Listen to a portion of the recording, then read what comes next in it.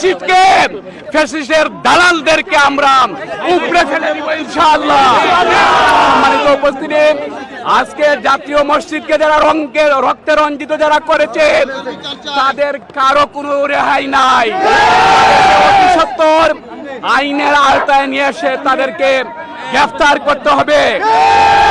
এটা হলো সাবেক ইমাম সাহেব রুহুল আমিন সাহেব, তিনি তার বাড়াটিয়ে সন্ত্রাসীদেরকে নিয়ে এসেছেন, জোর করে টোটাল জাতির বিরুদ্ধে গিয়ে তিনি এই জায়গায় আজকে নামাজ পড়ানোর জন্য চেষ্টা করেছেন।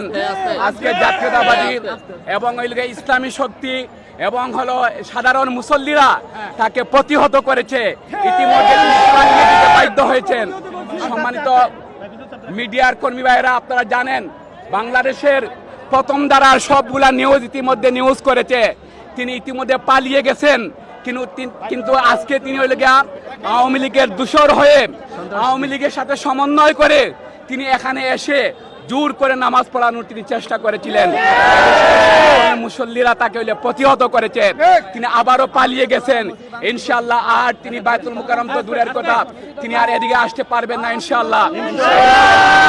প্রিয় সাংবাদিক ভাইয়েরা, প্রিয় মুসল্লি ভাইয়েরা, আমরা প্রতিদিনের ন্যায় বাইতুল মুকাররমে তৌহিদি মুসলিম জনতা নামাজ পড়তে এসেছি।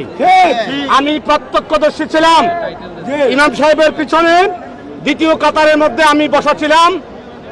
বাইতুল মুকাররম থেকে গত 5 আগস্ট যখন ছাত্র জনতার এই দীর্ঘ আন্দোলনের রক্তের বিনিময়ে খুনি হাসিনা এবং তার দোসররা বাংলাদেশ থেকে পালিয়েছে, তারপরে এই বাইতুল মুকাররমে ইসলামী ফাউন্ডেশন থেকে 7 জুমায় 7 জনকে নামাজ পড়ানোর দায়িত্ব দেওয়া হয়েছে। বন্ধুরা, আমরা সাধারণ মুসলিম হিসাবে আমার ভাই কথা বলেছে, আমি কথা বলছি, প্রকৃত তথ্য আপনাদের কাছে তুলে ধরতে চাই।